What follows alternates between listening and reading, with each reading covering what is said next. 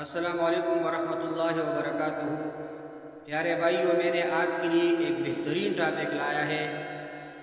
آئیے چلتے ہیں ہم اپنے ٹاپک کی طرف۔ الحمد للہ وکفا وسلام علی عباده الذین اصطفى، اما بعد فاعوذ باللہ من الشیطان الرجیم، بسم اللہ الرحمن الرحیم۔ عن ابی ہریرہ رضی اللہ تعالی عنہ يقول قال رسول الله صلى الله عليه وسلم قال الله كل عمل ابن آدم له إلا الصيام فإنه لي وأنا أجزي به، والصيام جنة، وإذا كان يوم صوم أحدكم فلا يرفث ولا يسخب، فإن سابه أحد أو قاتله فليقل إني امرؤ صائم، والذي نفس محمد بيده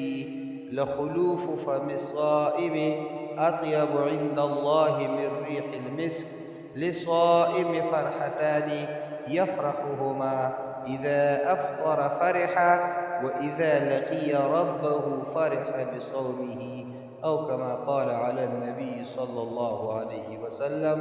إن الله وملائكته يصلون على النبي يا أيها الذين آمنوا صلوا عليه وسلموا تسليما، اللهم صل وسلم دائما أبدا على حبيبك خير الخلق كلهم۔ میرے محترم پیارے بھائیوں اور بہنوں، میں نے آپ کے سامنے بخاری شریف کی 1904 نمبر حدیث کی تلاوت کی۔ اس حدیث کا راوی حضرت ابو ہریرہ رضی اللہ تعالی عنہ ہے۔ حضرت ابو ہریرہ رضی اللہ تعالی عنہ فرماتے ہیں کہ رسول کریم صلی اللہ علیہ وسلم نے فرمایا کہ اللہ پاک فرماتا ہے کہ انسان کا ہر نیک عمل خود اسی کے لیے ہے مگر روزہ کہ وہ خاص میرے لیے ہے اور میں ہی اس کا بدلہ دوں گا، اور روزہ گناہوں کی ایک ڈال ہے، اگر کوئی روزے سے ہو تو اسے فحشگوئی نہ کرنی چاہیے اور نہ شور مچائے، اگر کوئی شخص اس کو گالی دے یا لڑنا چاہے تو اس کا جواب صرف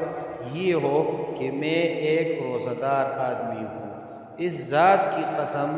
جس کے ہاتھ میں محمد صلی اللہ علیہ وسلم کی جان ہے، روزہ دار کے منہ کی بو اللہ تعالی کے نزدیک مشک کے خوشبو سے بھی زیادہ بہتر ہے۔ روزہ دار کو دو خوشیاں حاصل ہوں گی، ایک تو جب وہ افطار کرتا ہے تو خوش ہوتا ہے، اور دوسرے جب وہ اپنے رب سے ملاقات کرے گا تو اپنے روزے کا ثواب پا کر خوش ہوگا۔ ترجمہ ایک مرتبہ پھر سنیے۔ رسول کریم صلی اللہ علیہ وسلم نے فرمایا، اللہ پاک فرماتا ہے کہ انسان کا ہر نیک عمل خود اسی کے لیے ہے مگر روزہ کہ وہ خاص میرے لیے ہے اور میں ہی اس کا بدلہ دوں گا، اور روزہ گناہوں کی ایک ڈال ہے، اگر کوئی روزے سے ہو تو اسے فحشگوئی نہ کرنی چاہیے اور نہ شور مچائے، اگر کوئی شخص اس کو گالی دے یا لڑنا چاہے تو اس کا جواب صرف یہ ہو کہ میں ایک روزہ دار آدمی ہوں، اس ذات کی قسم جس کے ہاتھ میں محمد صلی اللہ علیہ وسلم کی جان ہے، روزہ دار کے منہ کی بو اللہ تعالی کے نزدیک مشک کی خوشبو سے بھی زیادہ بہتر ہے۔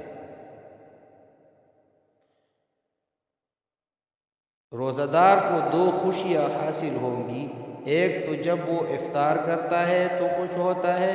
اور دوسرے جب وہ اپنے رب سے ملاقات کرے گا تو اپنے روزے کا ثواب پا کر خوش ہوگا۔ وما علینا الا البلاغ۔